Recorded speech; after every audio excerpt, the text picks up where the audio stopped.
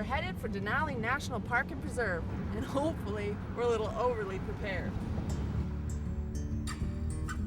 The highest peak in North America is back there, and one way or another, we're gonna hunt that baby down.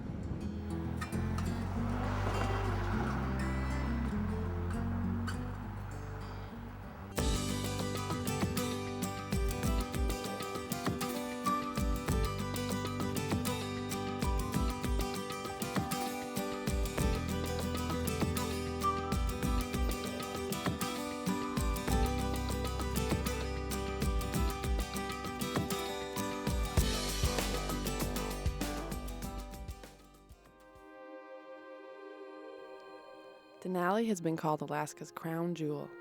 It sits as a centerpiece in the middle of the state, attracting travelers from all corners. Some hoping to summit one of its 2 peaks, others simply hoping for an unobstructed view of North America's tallest mountain. Denali has never gone unnoticed. Alaska's native people have several variations on that name, most of which translate to the High One. An American prospector in 1897 renamed it Mount McKinley after an up-and-coming politician from Ohio and champion of the gold standard, later elected president and then assassinated by a self-proclaimed anarchist. So for many Alaskans, it will always be called Denali.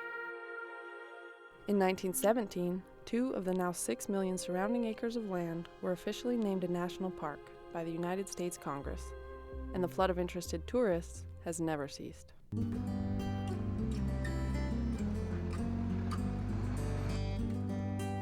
More likely to run into the elusive tourists out here than any wildlife.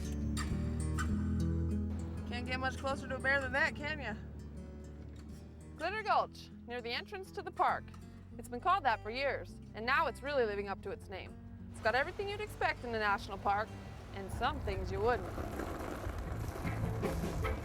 With our powers combined, we are sweating honey.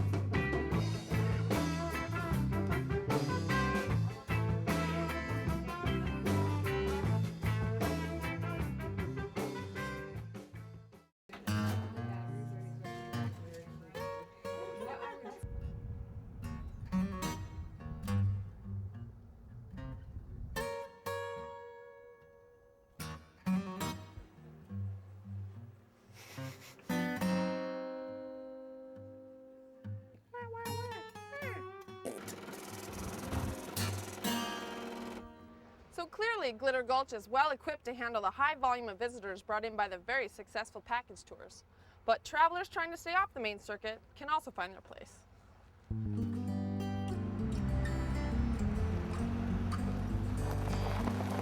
I've always wanted someplace to go that I felt really represented who we are in this community. We just want people to, when they walk in the door, to realize that there's some place that's a little more unique, that wasn't built from a kit, that wasn't part of some master plan of a franchise or a chain, and to feel like they stumbled across a little gem that is part of what this community is. On the mezzanine level, there's screen panels that are a washed copper, and it looks like little screen doors. And that's actually some material that we got right before they burnt down the old Park Hotel, and it used to be what they used for their luggage cages. And it's a really good heavy gauge screening. And so when they were burning it down, a bunch of us went down there the night before and just, scavenged materials. It's pretty neat because that material's been now used in the park. Well, it must be going on, since the original depot was built. So it's great to use some of that, to grab some of that nostalgia. With all of the current health issues this day with obesity and adult onset diabetes and whatnot, the people weren't taking a good look at even what they were eating as far as raw ingredients. So we decided to start looking at things from a more organic, health, holistic environment. My favorite right now on the menu is the tangerine duck salad because it's greens that come from a neighbor's greenhouse, and he clips them every morning and drops them off. And the duck is delicious, and it's a half a duck. It's probably my favorite thing on the menu right now. Fabulous. All sorts of lodging options around here, from elegant hotels and bed and breakfasts to RV parks and campgrounds. And just south of the Commotion, yet still right off the main highway, this hostel. We call ourselves a beautiful budget alternative to the Denali National Park area. Prices and crowds. Started building the hostel 5 years ago. Live here year round, and we're skiers, climbers, so we have lots of opportunity to explore around here, and we love it. It's an amazing backyard. And then we get a lot of travelers in, which is a great experience as well. Traveling without leaving home.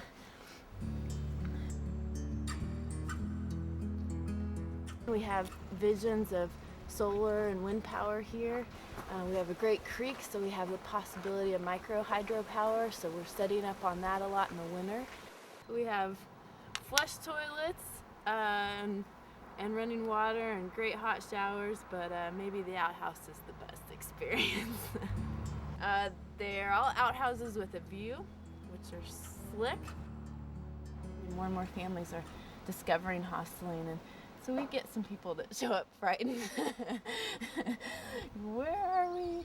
And then before long, you pass through the octagon, through the main house, and those same people are right in the center of a big group of people from all over the world, you know, and just chatting it up. And so it's really cool to see people's comfort zones expanded and some of their barriers broken down, and we see that a lot. And that's a really neat part of the hostel scene. Sure. Let's go check on the nightlife. Toga party in Denali Park.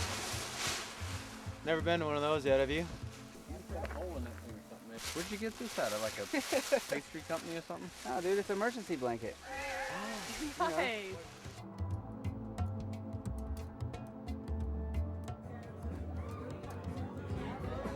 So, an Alaskan toga. Toga, hiking boots. There you go.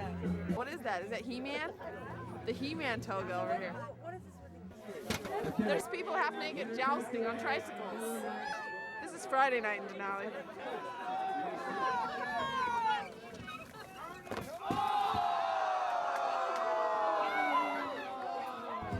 Can't say I was expecting that.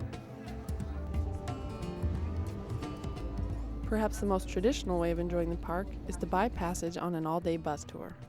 But if you decide to take on a hike into the backcountry, you get the bus ride plus the opportunity to set off on your own and see the land at your own pace. So what are some of my options here? Well, for getting up on a mountain with some good views and photography potential, coming up Tatler onto the backside of Sable Mountain, or getting up into the Polychrome area as well. Both of those would give you good views of the Alaska Range, if Mother Nature participates. So what about bears? This is a high bear use area, and the video will talk about how to deal with bears in the area. Primarily, it's just make a lot of noise, you know, sing songs. You don't want to surprise bears. The bears here in Denali are fairly indifferent to us, unless we surprise them. Denali's not really a place for quiet hiking. Good, I'm not the silent type. Welcome to Denali National Park and Preserve. If a grizzly is about to strike you, drop to the ground and curl into a ball with your pack protecting your back and your hands protecting the back of your neck. Do not drop your pack, because if a bear obtains a food reward from a pack, it will learn to shake down other backpackers in hopes of similar results. We do ask you pack at night everything human-centered related in here. That's bug dopes, sunscreen, cigarettes, as well as all your food, and use toilet paper also as we packed out in here. So extra Ziplocs are a good thing. So you put your food and your in there? Yes. Yes. The beauty of Denali's wilderness is even in areas where a lot of people have gone over the years, you sort of get the feeling that you're the first person that's ever been there. And that's sort of the beauty of Denali. And I challenge you and everybody else that goes out there to try to leave it that way. So the next group of people that walk up Tatler Creek to Sable Mountain are going to think they're the first people that were over there as well. Going hiking in the backcountry. I got everything in there but the kitchen sink. They have sinks out there. This is unfortunate. We better watch where we're going.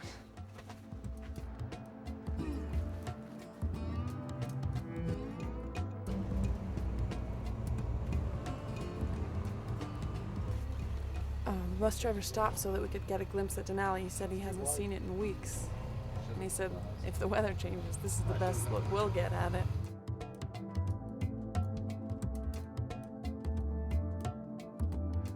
He's not allowed to push them or change their behavior, so he's gonna give them a minute to get off the road. Although I think they looked so cute when they were running from us.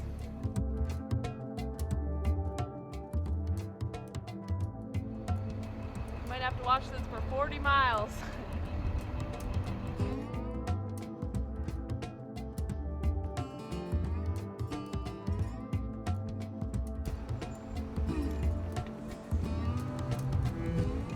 All right, our adventure begins.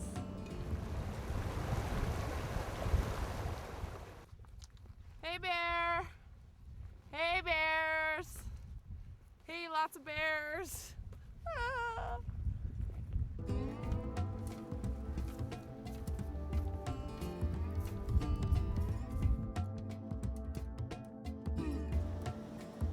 I know we're making progress because now I can see the tops of snow-tipped mountains.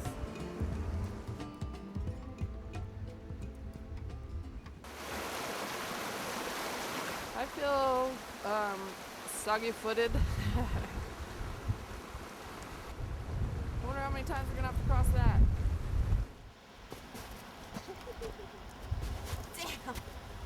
My feet are soaking wet and I'm walking on snow. The nice thing about climbing mountains is you choose your own path.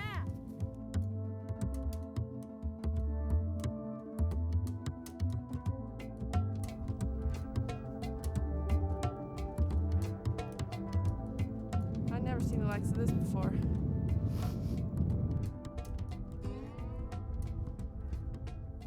I think these are the warmest ones I got. I heated up the water, poured 2 cups in here, wait 8 minutes, and then I got a nice hot meal and warm toes.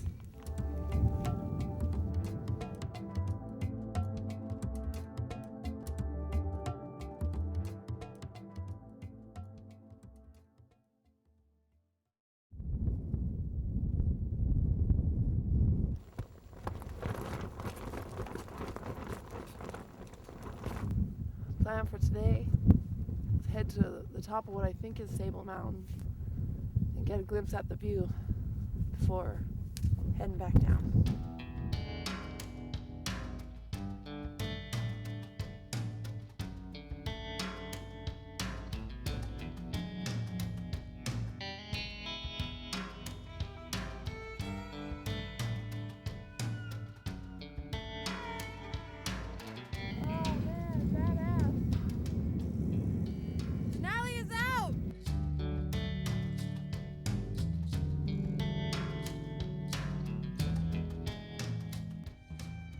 Now the part where you have to hike back down.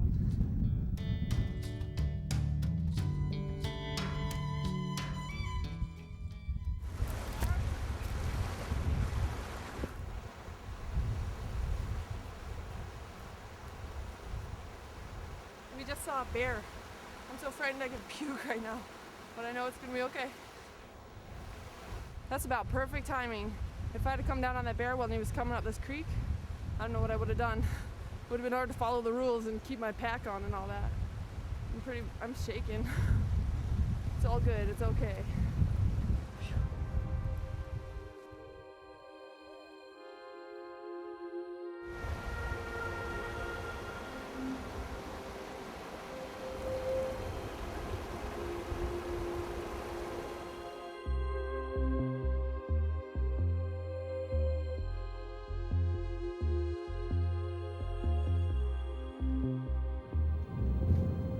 I've just got to hitch a ride back to civilization. I had that bear. I had things under control.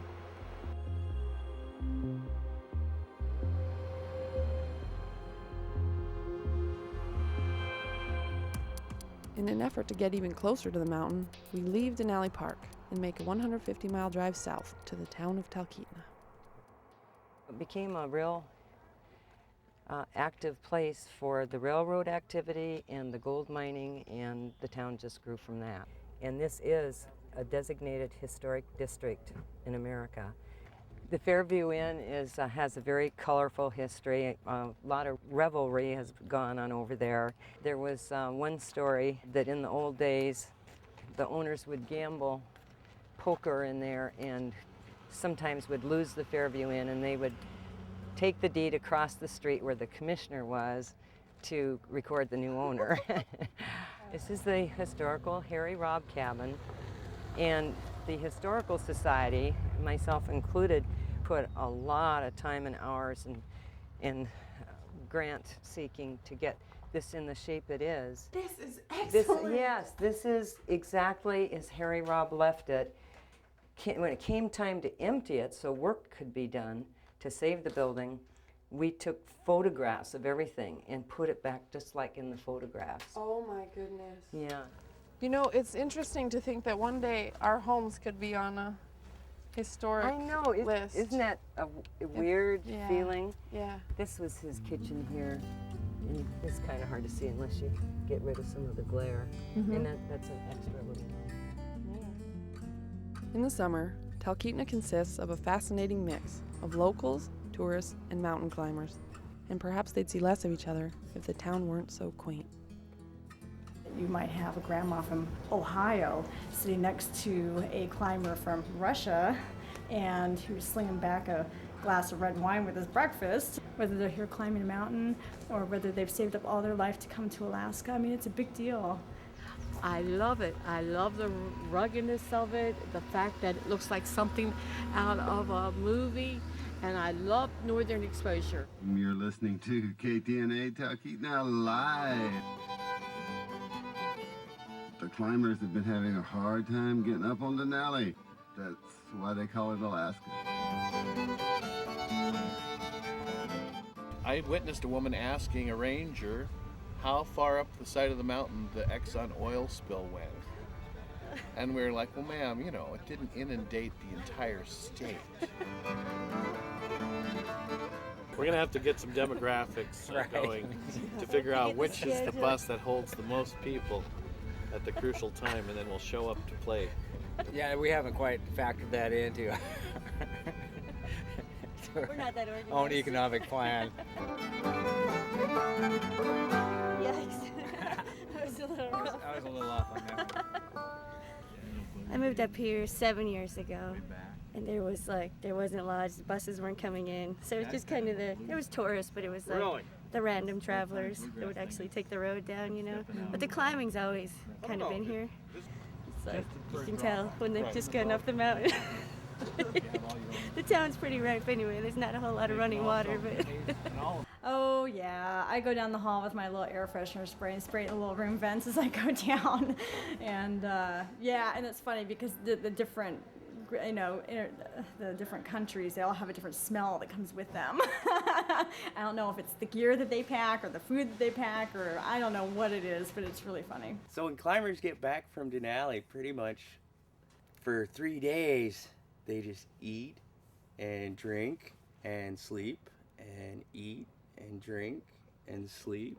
And they go from the West Rib to Mountain High Pizza Pie to the Roadhouse, back to the Rib for drinks, then the Fairview, then the TP, and then they go to sleep, hopefully not in the street. It happens every once in a while. And then they wake up and they pretty much go right back to it, eating, drinking, sleeping, until they explode. And then they're usually good for a little bit.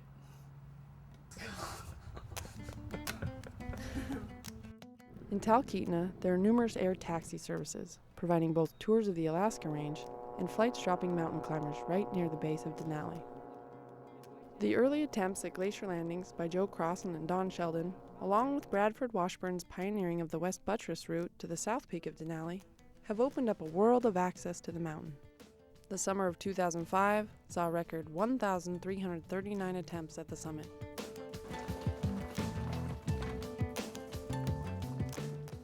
The route of the climb goes like this, up the Kehiltny Glacier, up into this fork, up to Windy Corner, and then up the West Buttress into the summit. Every ounce counts. That's right. You see climbers like drilling holes in toothbrushes and, you know, I mean, just some serious, you know, like what can we do to be lighter?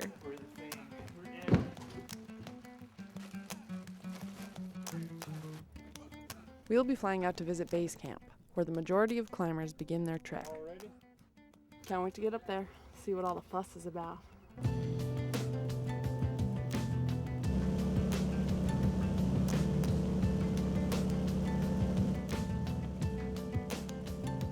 This is just breathtaking. Looks like little belly buttons full of water.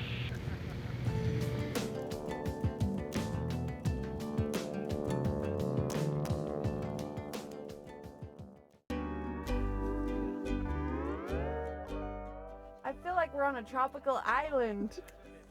With the white sand beach. Yeah, it is scorching hot up here. We are at the southeast fork of the Kahiltna Glacier. And it's called Kahiltna International. You just get people from all over the world, so it's a pretty cool place to work. Oh, there's a big avalanche coming down. Wow! You see that a lot around here? Yeah, that's pretty active over there. Sometimes you just get some really crazy people. Yeah. One guy told me that he was traveling alone, and I said, well, what's your crevasse rescue system? Because when you're out there on the glacier by yourself, you're not roped up to anybody. And he told me that he was practicing Buddhism and that he would float over the crevasses. And where was he from? What country? I don't remember. I think he was from Just kidding. what planet? It was more like it. The tippity top. Yeah. People will spend how long getting up there? Usually about 20 days or so. Dang. But it's really windy up there. When you can see the clouds just moving, it's just blowing really hard. There's people up at 17,000 kind of hunkered in right now waiting to summit today, but I don't think today's going to be the day. Just sits on the horizon mocking you every day. I'm right here. What are you doing? You're melting snow right now? Yeah, getting coffee. Oh. You know, a little Java. Did you bring cream? No, that's Okay. a crutch for the week, actually. Oh, is it? And these thermorests aren't? Come on now. You gotta decide something somewhere. We have cheese. Ooh. 2 kinds. Ooh. So we're bringing 30 days worth of food. Wow, what's that look like? That right there. Dang. And an iPod. Yeah. Slow and steady wins the race on this one. We're on day 27, my biggest camping trip ever. At the end of your trip, when all of it's been downhill, this is the last part, it's uphill, it's really grueling. It took us an hour to do, but we're so happy to get back and hopefully fly up today. I'll see if they'll come and get you. Cool. What's the team name? Buns of Steel and Sex Appeal. I remember you guys.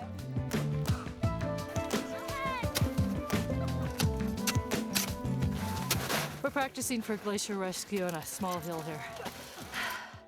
I'm playing some games. We're not quite over the lip yet.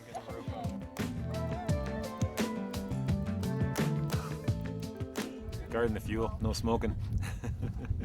We issue them fuel and kind of point them in the right direction. And there's more rangers up at the 14,000 foot level, and they basically kind of maintain a presence there. There's a medical tent up there and that, so they're a little more poised for more serious problems, sort of up at that end. Down here, usually not too many people getting into trouble down this slow.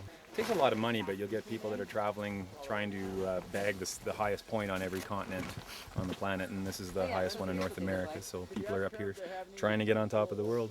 You'll get, I mean, traditionally you get people in high places and things get desperate, and the last thing they're concerned about is dealing with human waste or dealing with their garbage, and that's, I think, why places like Everest have turned into a bit of a trash pile. The CMC can. Way to get all of your human waste off of the mountain from high camp.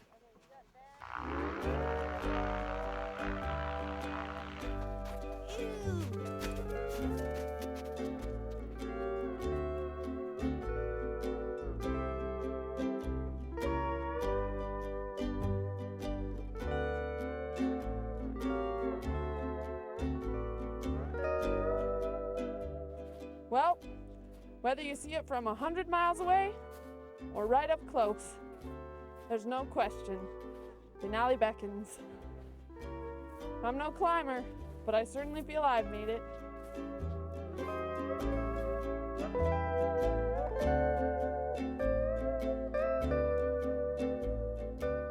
For more information on the places visited on this or other episodes of Anywhere Alaska, as well as behind-the-scenes photos and additional travel options in the state, you can find us online at anywherealaska.org.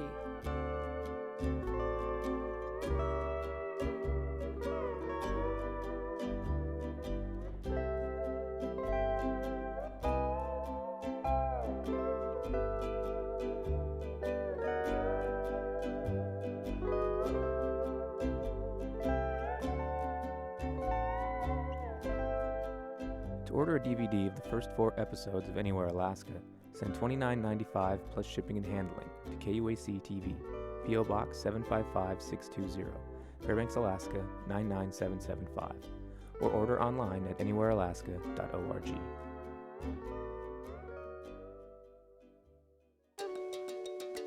This program is funded in part by the University of Alaska, by the University of Alaska Geography Program, and by the University of Alaska Fairbanks, America's Arctic University. Additional funding provided by the Alaska Travel Industry Association, promoting travel in the state of Alaska.